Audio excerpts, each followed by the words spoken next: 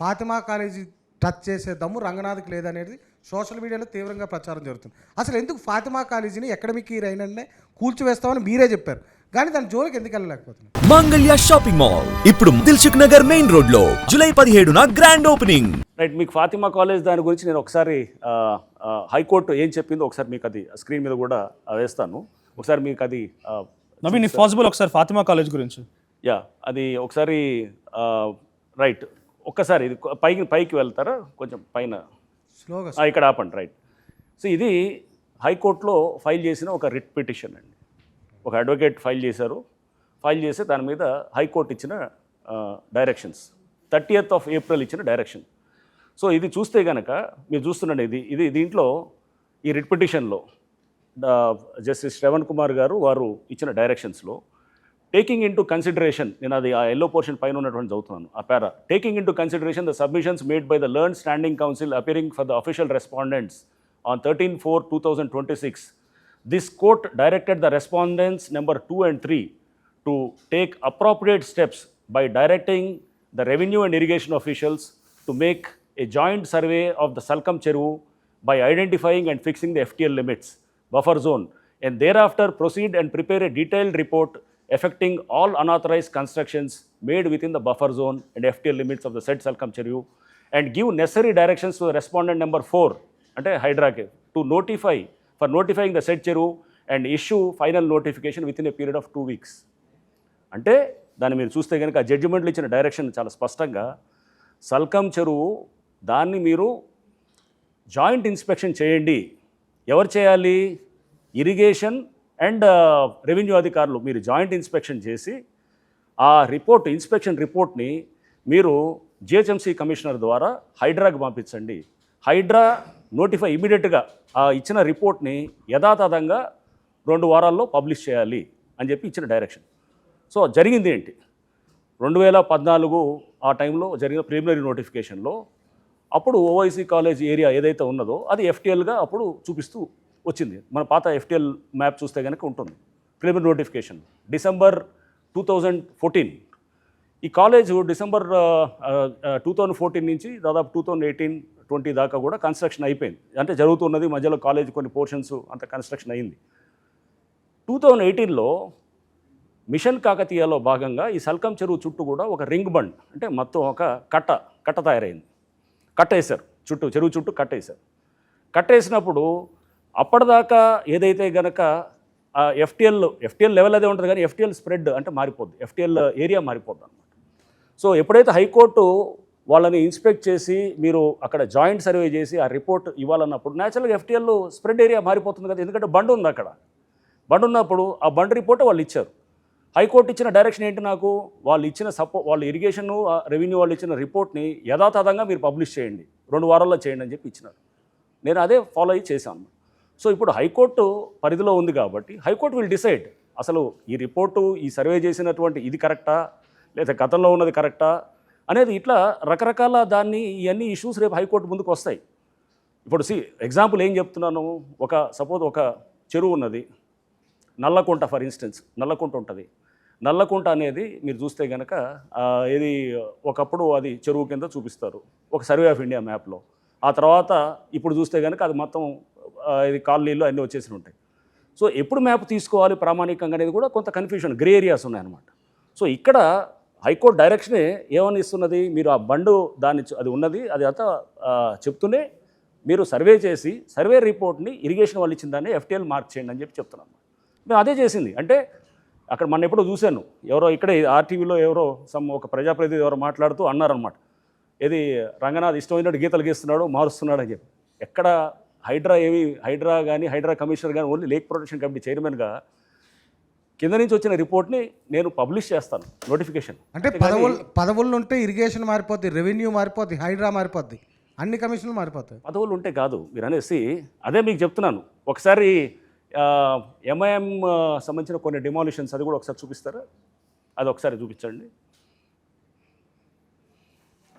So అదే ఏరియాలో for instance మీరు అంటున్నారు ఏది ఎంఐఎం అనేటప్పటికీ హైడ్రా అనేది స్లో అవుతుందా అనేది, అంటే కనుక ఎక్కడ స్లో అయ్యేది ఏమి ఉండదు.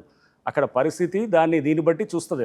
ఇక్కడ చూస్తే కనుక ఇది చూడండి, ఇది ఇగో ఇదంతా మొన్న జస్ట్ ఏప్రిల్ మేలో జరిగినటువంటి శాస్త్రీపురం లేఅవుట్లో దాని డిమాలిషన్స్ అనమాట. ఇవన్నీ ఎంఐఎం వారికి సంబంధించినటువంటి. అంతకుముందు బుమ్రుక్ దోలా అని కూడా ఉంటుంది చెరువు. అది దాదాపు ఈ అన్నీ కలిపి 20 బిల్డింగుల దాకా కూలగొట్టడం జరిగిందనమాట. ఇవన్నీ ఎంఐఎం లీడర్ సంబంధించినవి. అండ్ మీరు అంటే ఇగో ఇది ఈ చెరువు చూశారు కదా, ఈ చెరువు ఇది బుమ్రుక్ దోలా. ఇది మనం అక్కడ దాదాపు 20 బిల్డింగ్లు పైన అక్కడ తీసి దాన్ని చేసినటువంటి ఒక అద్భుతమైన చెరువు అనమాట. దాదాపు 17 ఎకరాల్లో 18 ఎకరాల్లో చెరువు మొత్తం ఆక్రమితమై 5 ఎకరాలు ఉంటే దాన్ని ఇప్పుడు 17 మొత్తం దాన్ని రిస్టోర్ చేయడం జరిగిందనమాట. సో అంటే ఎన్నో బిల్డింగ్లు తీసింది అంటే అది కనపడదు. ఇది ఎందుకంటే ఇమోషనల్గా సర్చార్జ్డ్ ఉన్నటువంటి ఇష్యూ కాబట్టి దీన్ని చూపిస్తున్నారు. ఫాతిమా కాలేజు రేపు అది FTLలో వస్తుందా లేదా అనేది కోర్టు తేల్చాల్సిన అంశం. ఇప్పుడు ఎందుకంటే అది ఇచ్చిన రిపోర్టు, ఇరిగేషన్ వాళ్ళు ఇచ్చిన రిపోర్టు రైటా రాంగ్ అనేది కోర్టు చెప్తుంది. న్యాచురల్గా ఇది రేపు కోర్టులో ఇదంతా డిస్కషన్కి వస్తుంది. వచ్చినప్పుడు కోర్టు డైరెక్షన్ ఎలా ఉంటే దాన్ని బట్టి యాక్ట్ చేస్తాం. 100% అలానే యాక్ట్ చేస్తాం.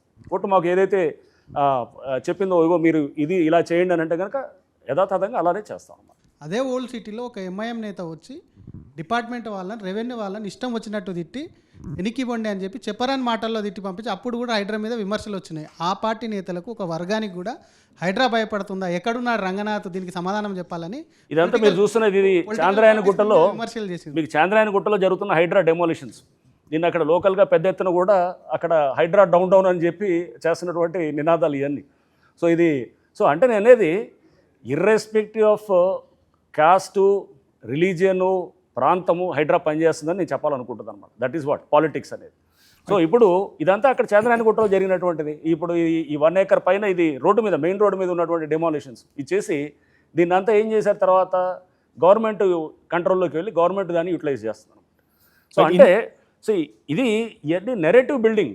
ఒకటి ఫాతిమా కాలేజు దాని అది పర్పస్ అనేది చూస్తే కనుక దాంట్లో దాదాపు వేల మంది చదువుతున్నారు. అంత దాంట్లో ముస్లిం మహిళలు, ముస్లిం యువతి యువకులు చదువుతున్నారు. ఎక్కువ మంది ముస్లిం గర్ల్స్ ఉన్నారు. వాళ్ళు KG to PG దాకా ఉండేటువంటి కాలేజు. అందరికి ఫీజు ఛార్జ్ చేయరు. అక్కడ పేదవాళ్ళు ఉంటారు. అంతా చేస్తున్నప్పుడు దాంట్లో హిందువులు కూడా ఉంటారు. ఎస్పెషల్లీ SC, ST, BCలో వాళ్ళకి సంబంధించిన వాళ్ళు హిందువులు కూడా ఉన్నారు. ఇది ఒక కోణం. అంటే నేను అనేది ఒక ఇమోషనల్ కోణం లేకపోతే ఒక సింపథెటిక్ కోణం చూపించి మనం వాళ్ళకి సింపతి చూపించి మనం చేయాలని కాదు. ఎంఐఎం అంటే ఏమేమి సింపథెటిక్ ఏమీ లేవని చూపించడానికి చూపిస్తుంది. సార్ అంటే ఒక కాలేజీని ఒకలాగా చూడాలి. కాలేజ్ ఏదైతే ఒక అనాథాలకి లేకపోతే పేదవాళ్ళకి చూసేదాన్ని ఒక కాలేజీని ఒకలాగా చూస్తూ, బట్ ఏదైనా కానీ కూడా చూస్తున్న క్రమంలో నా ఆలోచన కాదు కదా, రేపు కోర్టు పాలసీ ఇవన్నీ దాన్ని బట్టి ఉంటుంది. రేపు కోర్టు డెసిషన్ ఏదైతే ఉందనుకోండి దాన్ని బట్టి వెళ్తుంది. సో మేము చేసేటప్పుడు ఇప్పుడు సపోజ్ ఒక అధికారిగా చేస్తున్నప్పుడు మేము DCP ట్రాఫిక్గా ఉన్నప్పుడు కూడా ఫుట్పాత్ మీద వెండర్స్ ఉండేవాళ్ళు. ఉన్నప్పుడు తీసేయాలని చెప్పి చాలామంది వచ్చి చెప్తుండేవాడు. అప్పుడు వాళ్ళని తీస్తే కనుక ఎక్కడ మనం ఒక ఆల్టర్నేటివ్ అనేది చూపించాలి కదా. చూపించాలంటే కనుక మనం వాళ్ళకి వాళ్ళ ఉపాధి కలపడానికి వెండింగ్ జోన్స్ ఏదో పెట్టి అక్కడ షిఫ్ట్ చేయడానికి ఒక మార్గం చూడాలి. చేసేదానికి అంటే వాళ్ళ భుక్తి కూడా డిస్టర్బ్ కాకూడదు. ఇక్కడ చెప్పేది ఏంటంటే కాలేజ్ అనేది ఒక డిఫరెంట్, అంటే ఒక పేదవాళ్ళకి పూర్తిగా ఫ్రీ ఆఫ్ కాస్ట్ ఇస్తున్నటువంటి ఎడ్యుకేషన్ ఇస్తున్నటువంటి సంస్థ. అదే కనుక అక్కడ ఒక కన్వెన్షన్ హాల్ కట్టారనుకోండి ఎప్పుడో అయిపోయింది ఈ పార్టీకి. కాదు అక్బర్ అంటే మీకు చెప్తున్నాను, అంటే కన్వెన్షన్ హాల్లో ఏదో ఉంటే కనుక అక్కడ ఇది అనేది ఎప్పుడో అయ్యేది. సో ఒక స్కూల్ అనుకున్నప్పుడు ఎంతోమంది వేలాది మందికి చేస్తున్నటువంటి దాంట్లో ఒక అధికారిగా మేము ఆలోచన చేసేది, ఇంత వేలాది మంది మహిళలు, ముస్లిం యువతి యువకులు తయారవుతున్నప్పుడు వెనకబడ్డ ముస్లిం యువతి యువకులు వీళ్ళు చదువుకొని వాళ్ళు ముందుకు వస్తున్నప్పుడు ఇది దేశ సమగ్రతకు ఎంతో అవసరం కూడా అనమాట. దేశానికి ఒక పిల్లలు అంటే ఒక ముస్లిం ఆడపిల్ల చదువుకొని వచ్చినా కానీ ఎవరో SC ST అమ్మాయి చదువుకొని వస్తే కనుక దేశానికి అంటే బిగ్ పిక్చర్ చూడాలి. ఇమోషనల్గా క్యారీ అయితే కనుక కాదు. అదే కనుక వాళ్ళది సపోజ్ MIM అయినా, BJP అయినా, కాంగ్రెస్ అయినా, BRS అయినా, ఇంకెవరైనా కానీ ఏ పార్టీ అయినా కానీ కూడా అది ఏంటి అనేది కూడా దాన్ని అనలైజ్ చేయడం కూడా జరుగుతుంది. చేసి ఇమోషనల్గా క్యారీ అవ్వటం అనేది ఈజీగా సోషల్ మీడియాలో అంటారు. మొన్న చూశాను, హైడ్రా రంగనాథ్ జైలుకి వెళ్తాడు, లైన్లు ఎట్టంటే అట్ట మార్చరు. అది ఎట్ట మారుస్తారు అనుకోండి, నా చేతిలో ఉండేది గీత గీసేది. దీనికి మార్చాలంటే కనుక ఇది కింద నుంచి అడిషనల్ కలెక్టరు, IAS అధికారులు ఉంటారు, యంగ్ IAS అధికారులు, వాళ్ళ ఆధారంలో వస్తుందన్నమాట రిపోర్ట్స్. వాళ్ళంతా యంగ్ ఉద్యోగంలో అప్పుడే చేరిన అధికారులు ఉంటారు. వాళ్ళ కింద ఇరిగేషను, రెవెన్యూ టీమ్స్ ఉంటాయి. వాళ్ళు పంపిస్తారు రిపోర్టు. దీనికి వాళ్ళు ఇచ్చిన దాన్ని యథాతథంగా పబ్లిష్ చేస్తాం. పబ్లిష్ చేసి మేము దాన్ని అంటే ఒక మేమేమో ఓన్లీ నోటిఫైయింగ్ అథారిటీ మాది. Lake protection committee chairman notify చేస్తాం, అంతేగాని సర్వే చేసేది ఇదంతా ఫీల్డ్ లెవెల్ వాళ్ళు చేస్తారు. అంతేగాని హైడ్రా రంగనాథో హైడ్రా సంస్థ ఇష్టమైనట్టు గీతలు గీయటాలు ఇష్టమైనట్లు మారుస్తారు ఇవన్నీ చేయటాలు అనేది చేయరు అట్లా. కానీ అక్బరుద్దీన్ ఓవైసీ ఓపెన్గా ఛాలెంజ్ చేశాడు, రంగనాథ్కి దమ్ము ఉంటే ఫాతిమా కాలేజీని ఒకటి కూల్చితే 10 కడతా, 10 కాకపోతే 100 కడతా అని ఓపెన్ ఛాలెంజ్ చేశాడు. సో ఇది నేను ఈ ఇమోషనల్ అవుట్ బర్స్కి పొలిటికల్ అవుట్ బర్స్కి నేను రియాక్ట్ కానండి. సో ఎవరు ఎట్లయినా మాట్లాడుకోవచ్చు. సో అది కాలేజు ఒకటి కూలగొడితే 10 కడతారనేది ఒక ఇమోషనల్ అవుట్ బర్స్ట్ ఉండొచ్చు, పొలిటికల్ స్టేట్మెంట్ ఉండొచ్చు, ఎన్నిటికీ నేను రియాక్ట్ అవ్వాల్సిన అవసరమే లేదు.